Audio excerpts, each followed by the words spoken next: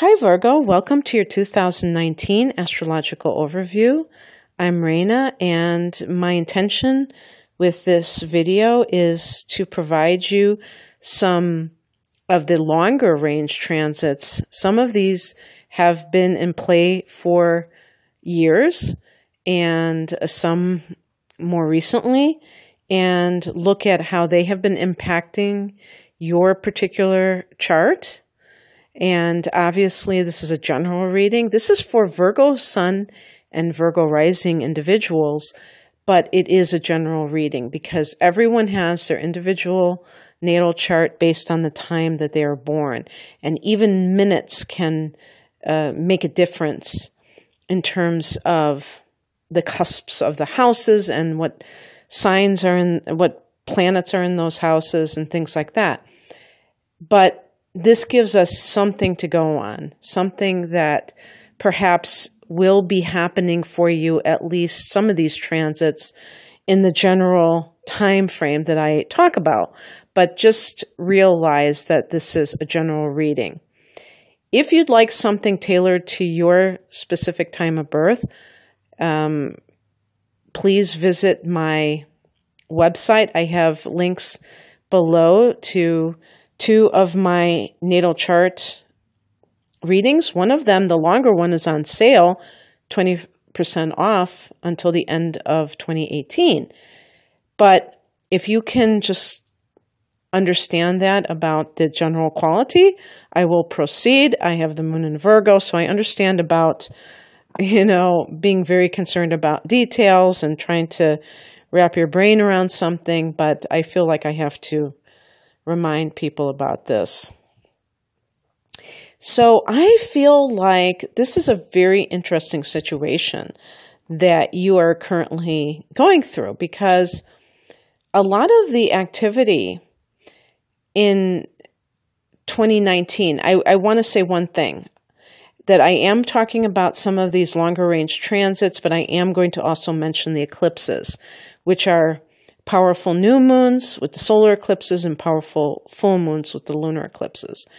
And we're going into a new cycle in 2019 of the eclipses being in Cancer and Capricorn, and hence the North Node has recently gone into Cancer, and that is connected to that. And so the South Node, which is your Karmic past, is in Capricorn.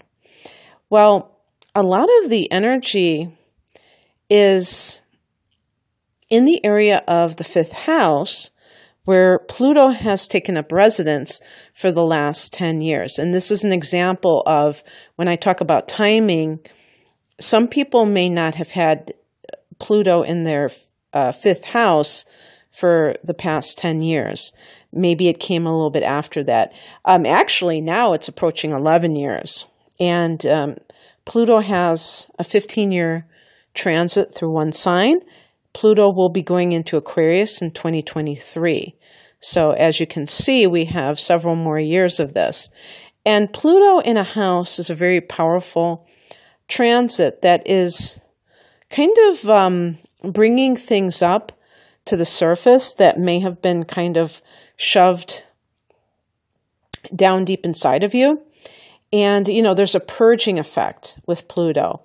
Now, when you think about your physical health, and Virgo rules the sixth house of health, so you probably do think of health matters quite frequently. And you think about the idea of purging, what do we think of? We think of throwing up, don't we? And this is the idea of like purification.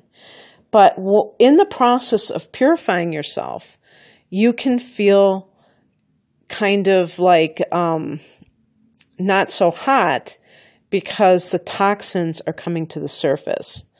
So like when people are undergoing detox from an addiction or from a diet full of a lot of chemicals and stuff like that, that's when people feel pretty lousy. And then when they have purged themselves of all the toxins, they start to feel amazing. And so the ultimate end game for Pluto is for you to feel amazing. But it's about getting rid of all of that yucky stuff that is inside.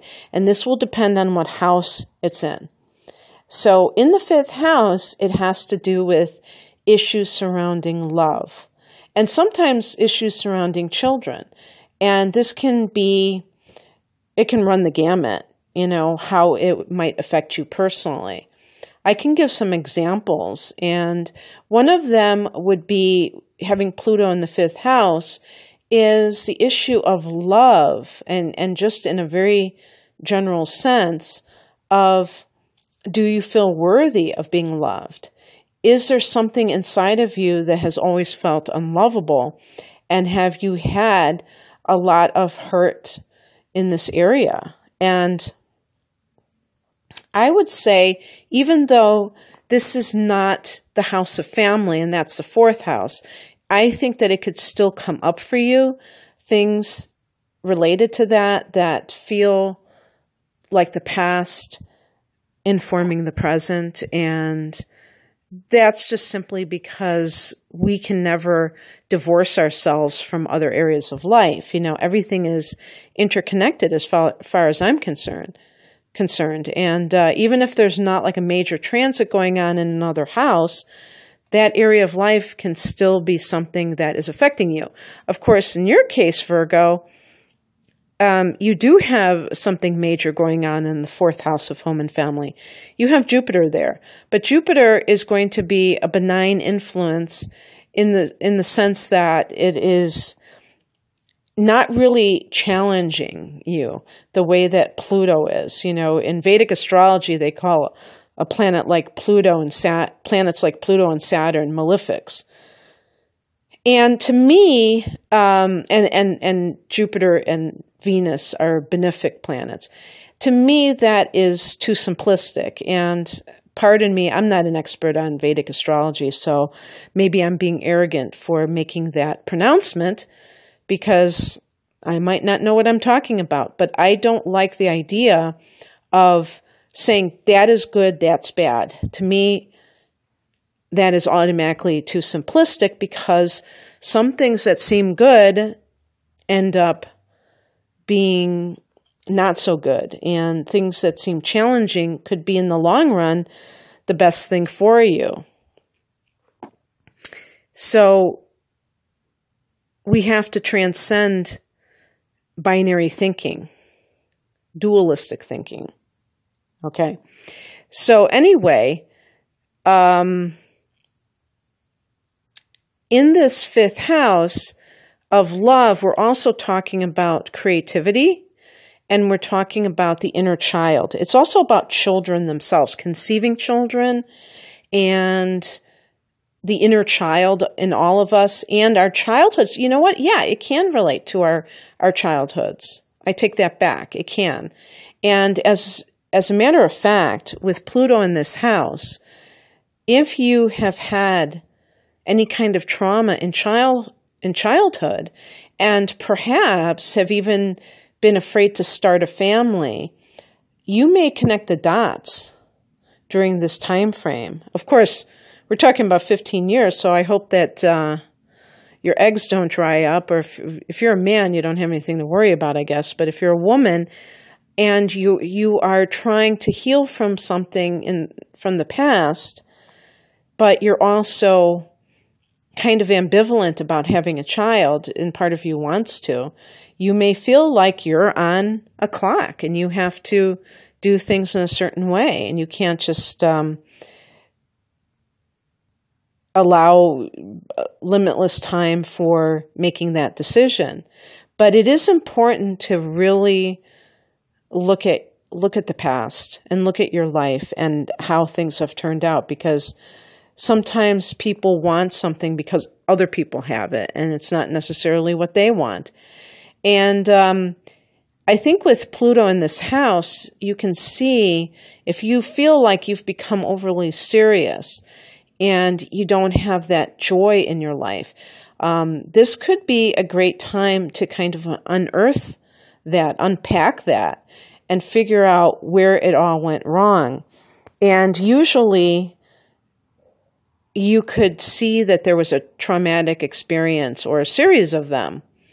And obviously, knowing a person's natal chart is important too, because that can indicate that there are natal planets in that house that also hint at what transpired when the person was young.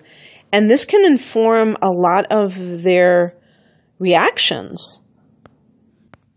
The fifth house is the house of pleasure. And there are people who deny themselves pleasure because they don't think they're deserving of it. They think there's something wrong with enjoying oneself. Again, this can come about for many different reasons. The parents may have frowned on things that were they deemed frivolous, that were just done for entertainment purposes.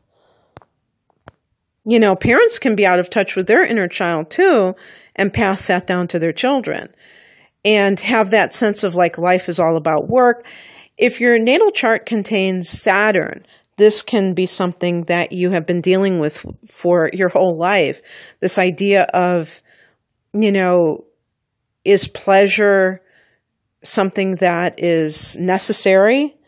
Is it something that is valuable? And the fifth house can be creativity, as I said, and some people are very talented, but they were discouraged from it. And that can be a trauma. If you are a creative person trying to fit into a life that is not something that you resonate with, that's more of a left brain type of an existence. It's really difficult for creative people to try to fit into that way of being.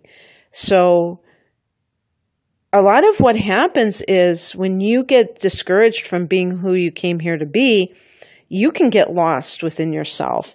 And this is a time to get back in touch with those things that really stir your passion, stir your creativity, and to really embrace love, true love, not a love of convenience, a love of desperation, of feeling like I probably won't get anything better, so I'll just go with this person. That's not true love. And so, settling for a relationship. And so these are very heady issues to be thinking about, but that has been on the agenda for years now with Pluto in this house. With Saturn in the fifth house, if you are an artist, but perhaps you're a little bit too ungrounded, as I think many creative people are, that they are in the higher chakras and really are not necessarily practical people. They may not be organized people. Saturn in the fifth house can help you to ground yourself as an artist so that you can tap into the higher dimension that allows for creativity, but by the same token, be able to remember where you put your keys. Both of these things are important in life. And I feel like when you have Saturn in the fifth house, this can help you to even be a more productive artist. When I have read biographical information about artists that I admire, and by the way, when I use the word artist, it could be writers, it could be painters, it could be, any kind of genre or medium. They tend to be very disciplined, the ones that I have read about, and they tend to be quite prolific. In other words, they're always creating. It's not like they're doing it in spurts. Now, of course, there are certain writers or certain other types of artists who, like musicians or, songwriters, who don't necessarily do things continuously. Maybe they do take a break and then they come back. And, everybody has their own rhythms. But still, I feel like you have to be consistent in anything that you're trying to become good at and to become successful with. And so people who are artists tend to kind of shy away from practical advice and dealing with things in that way because they feel like that reminds them of their parents and their teachers and everybody else who didn't understand them. So if you're an artist, use Saturn in the 5th house as a way to kind of make yourself even more of an established artist, in the sense that maybe you're doing this as a hobby or as a side business, and you really just want to do this full time and have it be your only gig. And so trying to lay down those foundations in this area is very important, and you may approach it in your own unique way. For instance, perhaps you're somebody who is a painter and you design some kind of logo for a t-shirt and you end up selling t-shirts, merchandise, that, clothing, in addition to paintings. So you're able to have like another income stream that perhaps sustains you. It may not be your number one passion, but it still is something that can give you more of a guarantee that you're going to earn a certain amount of money each month, for instance. Because yes, Saturn is about structure and it's about practicality, organization, discipline. And discipline is a big one too, because I was talking about being consistent and you need discipline in order to have that. So it's an interesting placement for Saturn. It can also lead you to perhaps feel that in the next couple of years, and maybe you've already felt this way since last year, that you haven't had the same opportunities with dating if you're somebody who's single and looking. And you may have felt like somehow it has been stymied a little bit, that it's been, kind of delayed and held back somehow. And that may be true, but Saturn prefers quality over quantity. Saturn is about getting serious about things, I feel, too. So if you're the kind of person who kind of wants to just have a good time, and I know Virgos, I think you tend to be more serious than anything else, but you can, I've known Virgos who definitely are witty and they're up for a good time, so I don't think you're just like stick in the muds. But this may make you really take a good look at the people that you are meeting and not just saying, oh, this person would be great for a fling, because the 5th house can be the house of recreational sex. It's also the house of conceiving children. But if some people are in this certain mode, especially if Mars is transiting through the 5th house, they can just feel like, hey, I'm interested in having a good time, but they're not really interested in committing to anyone, which is more of the 7th house. So it depends, but I think that you are starting to get serious about it. And it's funny because then next year you're going to have Jupiter go into Capricorn, and then it will be in that 5th house. And then it expands your base for more opportunities to have romantic relationships. But that's getting ahead of myself because that's going to be all the way in December of 2019. So I'm not going to go there. I'm going to just focus on the transit of these planets in the 5th house. And Jupiter, since I am talking about Jupiter, Jupiter is in Sagittarius. It's in the 4th house of home and family for the vast majority of 2019. And actually, I will say it does go into Capricorn on December 2nd. So that, it does spend about 1 month in that 5th house. And that's a great way to end the year because you have Saturn still in that house, but now you have Jupiter, and Jupiter makes things a lot more positive. Sometimes Saturn can be quite pessimistic or dour. And so anyway, Jupiter in the 4th house, what does that mean? Well, it could mean that you benefit financially from real estate in one way or the other, or from the mother, because the 4th house can be the mother. It can mean that you want and maybe move into at some point a bigger living quarters, bigger house, bigger apartment. Perhaps you decide that you want to have land, a lot of land. Maybe that's the thing that matters to you more than the actual residence.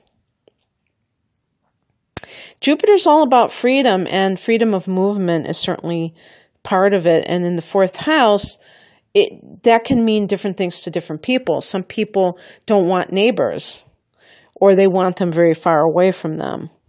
Some people want, maybe I could totally see Virgos who would rather live in the city, and they feel that sense of anonymity where there are many, many people, and they can lose themselves in a crowd, and perhaps that there's something expansive about living in a place where there are skyscrapers and there's always something going on. I do think that Virgos and Geminis have a lot of things in common in that sense, because both of you are ruled by Mercury, and Mercury loves that mental stimulation, and cities tend to provide that, don't they? So it can mean different things to different people. So maybe it is moving to a big city where everything is big, like the skyscrapers, and the population is big, whereas other people, you are an earth sign, you may want to live someplace where it's less populated, but there's more empty space to just be, and maybe you just want to relax. And so, like I said, that's happening until early December of 2019. Jupiter in this house could be expanding the family unit, your current one. So either adopting children or giving birth to a child or multiple children. Maybe you find out you have twins, who knows? But it can be more people at the end of this transit in that household than there were when it started. So the other thing that I wanted to say about that 5th house of love and creativity and children is that the South Node is there. So basically, what I would say to you, Virgo, especially if you're single and looking, is to review your past relationships if you've had any, and what seems to be the common denominator about why the relationship ended or fizzled out, which is ending too, obviously, because the South Node is your karmic past, and people kind of hyper-focus on the word karma, and they automatically think of punishment and bad luck, not bad luck, but I mean that there's some kind of bad energy that is following you because of what you did in another lifetime. Karma means action, and in our lives, there is cause and effect. From the very small actions that we take to the very important actions. It's all about cause and effect. And when we see certain things showing up in our life, it can easily be because of how we view life. So our attitude about life can inform what happens to us. It can, if you believe we create our own reality, then this is a no-brainer. I mean, this is kind of what is taught. And so one of the things that we have to do is look at patterns and look at how we keep doing certain things and keep getting the same results. And why do we do this? Why do we keep doing the same things? And how can we change that? And with the South Node transiting that fifth house, your ideas from the past about love, including, I would say, self-love, even though that's more of the second house of self-esteem, but anytime we're talking about love, it's always, to me, ultimately about how much you value yourself and what you think you deserve in a relationship. And so you can kind of go back to these old, these worn out patterns, and some of them may not even be destructive. It may just be the type of person that you tend to be attracted to. And it's not that that is a bad type of person, but you may need a different type of individual.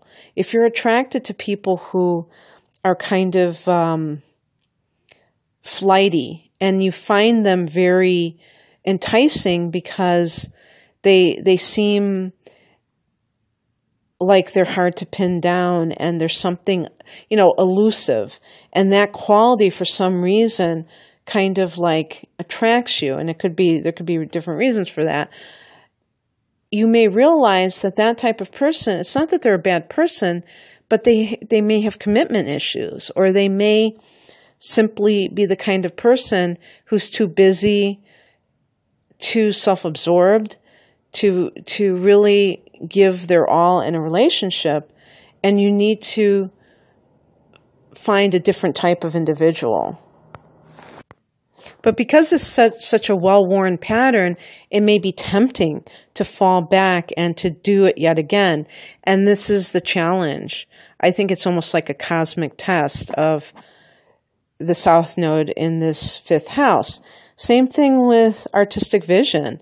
You may feel that you have exhausted a certain style, or if let's say you're a writer and you've written with a certain type of book. Maybe you've written just romance novels, and you want to try your hand at science fiction or something like that, and you want to go into a different direction. So it's all about expansion in that sense, and not allowing yourself to just get caught in a rut. So there's a lot going on in that fifth house. And so let me just talk about as the month begins, because right after the new year on the 5th of January, we have a solar eclipse, a powerful new moon in that fifth house of romance and creativity for you at 15 degrees of Capricorn. So the solar eclipse joins that party in that house. And that could be new beginnings with a love relationship or a creative endeavor. Later in the month, on the 21st, there is a lunar eclipse in your 12th house at 0 degrees of Leo. And the importance of this, Virgo, is that the 12th house, and this is a powerful full moon, the 12th house is a house of dreams and secrets and psychic stuff. And this lunar eclipse can be totally chock full of psychic energy. So you could unearth something, a big important piece to whatever you've been grappling with in your life that really heals you because of the insights that it provides. And anybody with addictive issues, to have a full moon or a lunar eclipse in the 12th house can mean quitting a bad habit that maybe you've been struggling with for years in one fell swoop. Because the eclipses are bringing things in and out in a way that there's not that struggle.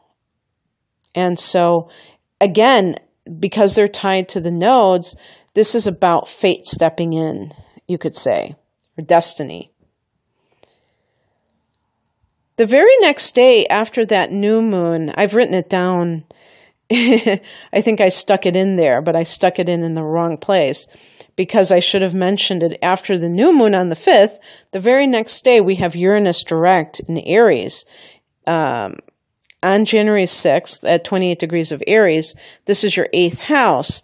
And when Uranus goes direct in Aries, all the planets are direct for a couple of months. So we have this green light from the universe to take action, take inspired action, and that can feel wonderful because the contrast is so strong compared to 2018. And what's so sweet is that this is right after the new year, when, I don't know about you, but I always get those vibes where it feels so nice and fresh and new. And whether or not you even keep any resolution is besides the point. It still feels good. And because the sun is in Capricorn at that time, you have that Saturn vibe of like really getting serious about things, and you promise you're going to do all these things. And, you know, it may or may not pan out, but at least you have that feeling going on. So now you have that solar eclipse, and then you have Uranus going direct in Aries, and that's your 8th house. And that's the house that is connected with sex, death, and other people's money. You've had Uranus in this house for 7 years, and it did briefly go into Taurus. So that's a fellow Earth sign, and it went there in mid-May. Actually, the date that it went into Taurus was the date that we had the new moon in Taurus too. And so in the 8th house, in Aries, this is a place where metaphysics, the occult, is connected to this, the affairs of the dead. And so for some Virgo people, maybe this is opening the Akashic records, although that could be the 12th house. That might be more of the 12th house, but hey, you know, you've had Leo stuff happening in that house for the last year and a half. I'd say like channeling is a big thing, if that's something that you're good at, or maybe you're like learning how to do something like that. Somebody's teaching you how to connect with people. Uranus is a very intuitive influence, and I don't know how many people know that, but the 8th house is Scorpio's house. So this could be something along the lines of studying astrology, the occult in general, like the tarot, or even inheritance issues. This is the shared resources sector. So if you're married, your partner may be going through a lot of fluctuations in their income, and that in turn affects you. But it could have something to do with maybe you get an inheritance out of the blue from somebody you never expected, a long-lost relative, or maybe it's even a gift of money from somebody, and it just totally takes you by surprise. Uranus is about surprising people. And the 8th house, I do feel that it could be something along the lines, though, of some kind of intuitive study or training or something along those lines. And Uranus does go back into Taurus on March 6th, and this is that 9th house of the higher mind. This is the God house, so it could continue on with the intuitive exploration, although with the 9th house, I don't know if I'm correct about this. You know, you read so much stuff about the different houses that some of it doesn't always jibe with each other. But to me, the difference between the ninth and the eighth houses is that the ninth house, to me, is more of the different organized religions or organized spiritual philosophies. So just yogic philosophy in general that is not necessarily tied to one Eastern religion could be included here, I feel. And the eighth house is like some of these intuitive arts that are not connected to specific religions, such as astrology, that like they are their own types of metaphysical belief systems, but they kind of are a bit different than what we would associate with Christianity or even Hinduism.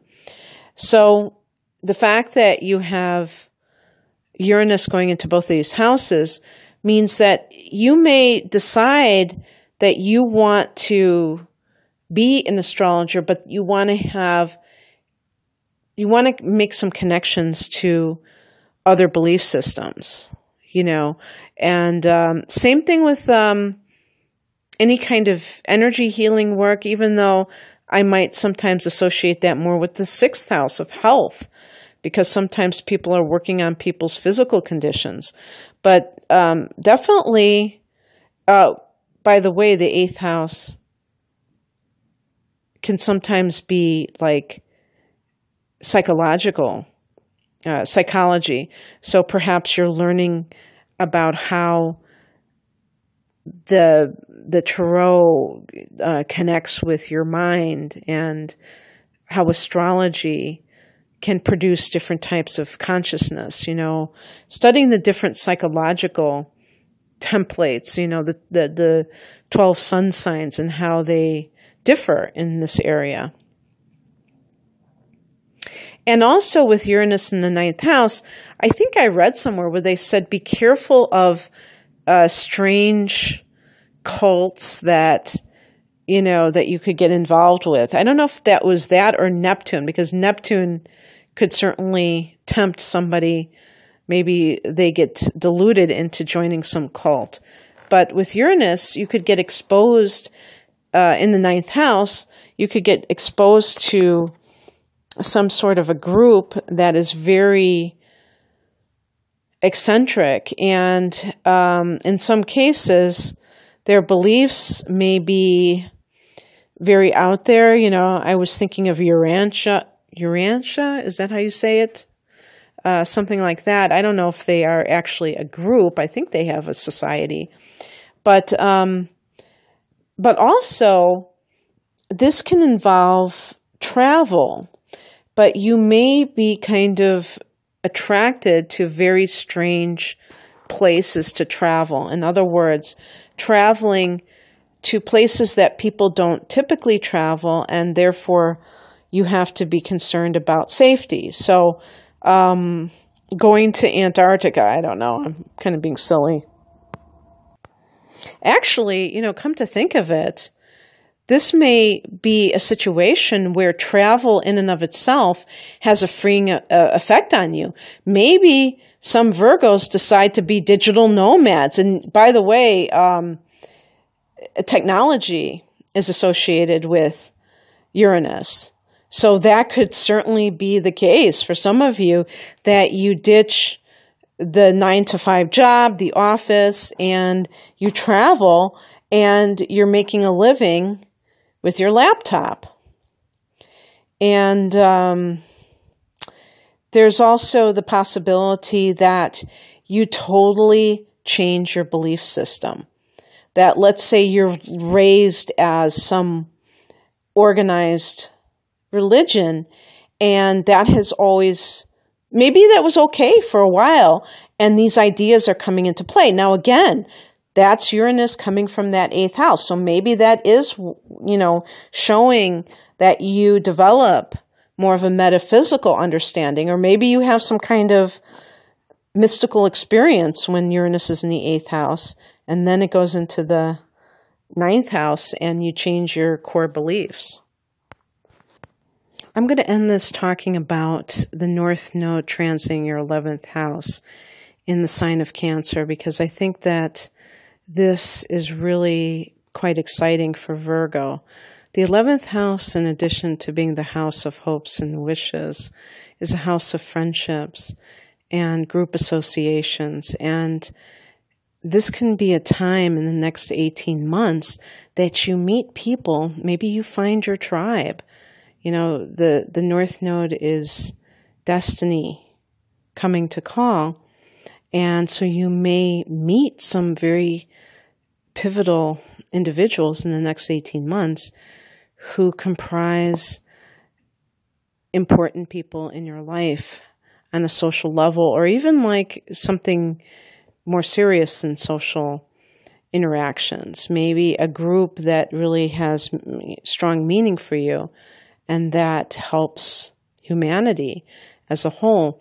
But this is also, like I said, the house of hopes and wishes. I've heard that it's the luckiest house. So this could be a time when you have some kind of serendipity making your dreams come true. And it happens in a very unexpected way.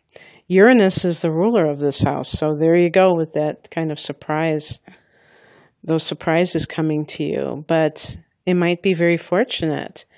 And so I hope that the next year is a wonderful one for you, Virgo. Take care. Bye.